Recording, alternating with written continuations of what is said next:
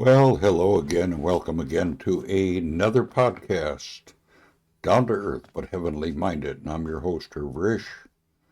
And I know you hear me say this all the time and you must be getting tired of me saying this, but we are looking at the textbook for life, the Bible. And it's so important. The last chapter that we looked at the genealogies and we came to a man called Abram.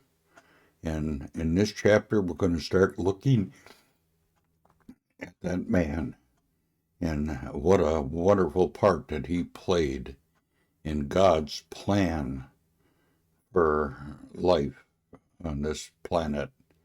And he picks, out of all the nations, he's going to pick one nation to work with.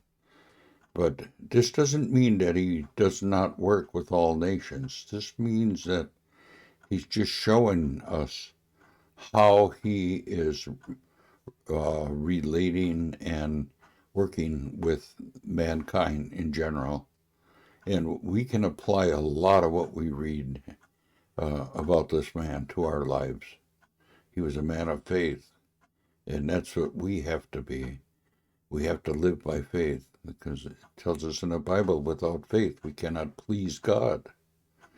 So with that said, let us get into our chapter, and we are going to be in chapter 12. Important chapter in Genesis, by the way. And we're going to see this for quite a few chapters as we go through this. And remember, there's no chapters. We put them there.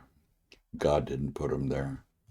But we don't read Hebrew, and we're not reading a scroll, but we're reading a translation from that language into English. So here we have the call of Abraham.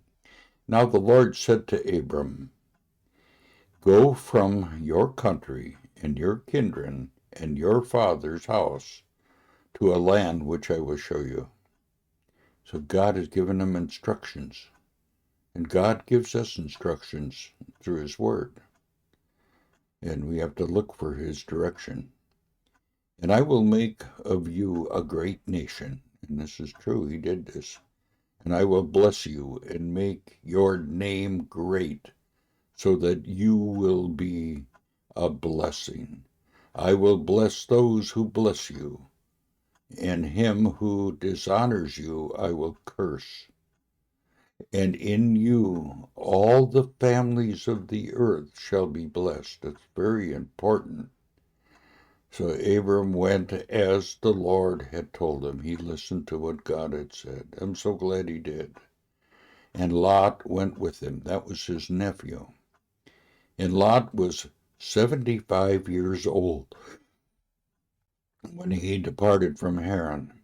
And Abraham took Sarai, his wife, and Lot, his brother's son, and all their possessions that they had gathered, and the people that they had acquired in Haran, and they set out to go to the land of Canaan.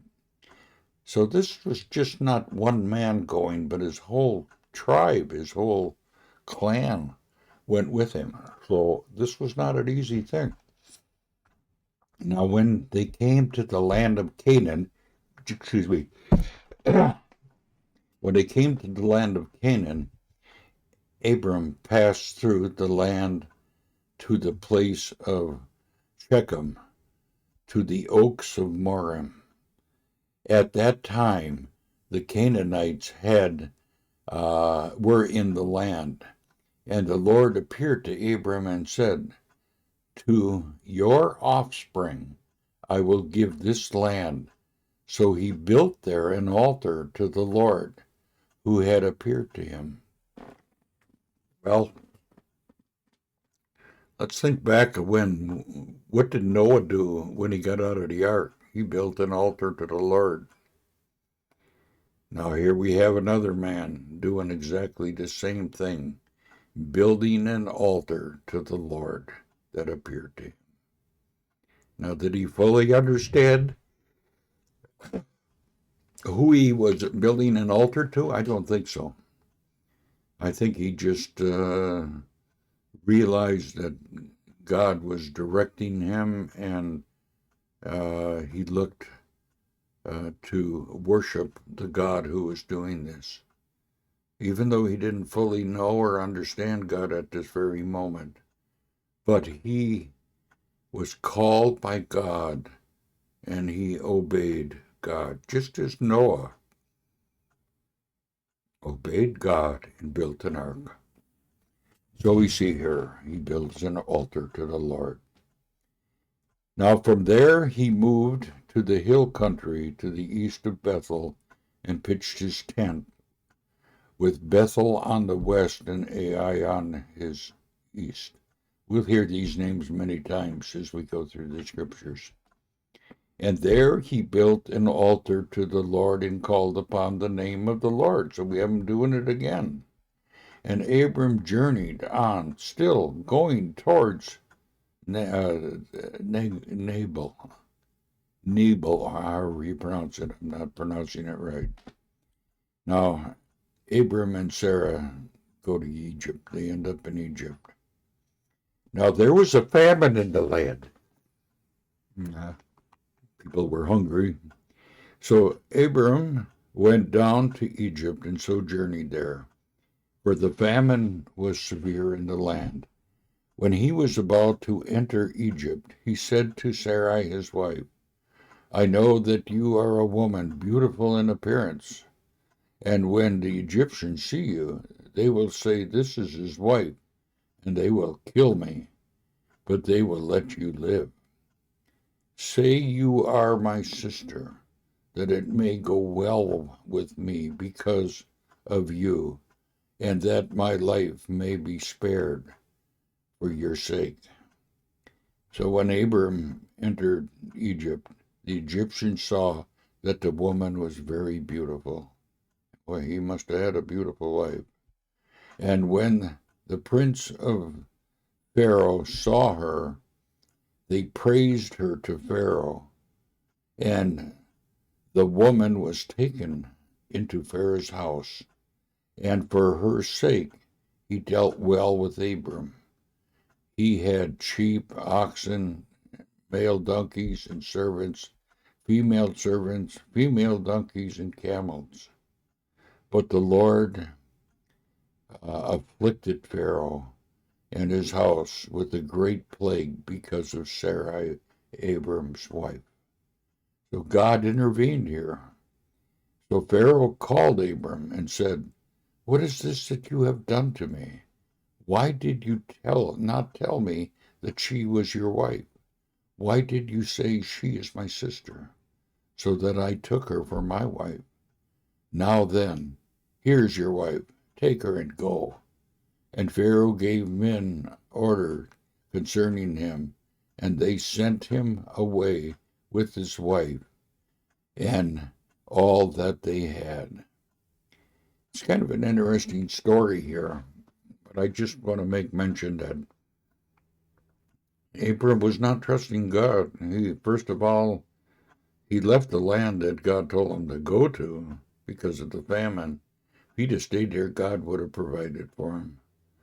But he chose to go his own way, do his own thing, and he ran into all kinds of problems. This happens in our life when we do not follow the direction of God. We end up getting ourselves in all kinds of trouble. Well, here he again didn't trust the Lord when he was in Egypt. He lied. Well, a half lie, because Sarai was his sister, but also his wife. If we trace back, we can find this out. We look at that genealogy that I said was so important. So anyway, we're told in other parts of Scripture that Sarai really was his sister, and so a half sister, maybe the same father, different mother, uh, whatever. But anyway, he tells a half lie to Pharaoh, and Pharaoh takes Sarai to be his wife, but God intervened and protected her. She didn't have a relationship with Pharaoh. So Pharaoh is very angry about it, and it doesn't tell us how much time had passed during this time, but eventually Pharaoh sends Sarah back to Abram and sends him on his way. Him and his clad and all his livestock and all his people and his family, and they head back and get back on track where God wanted him to go, and we will see that in the next chapter. But for now, let's just stop our reading here until the next time. We'll continue on with the next chapter. With that said, bye for now.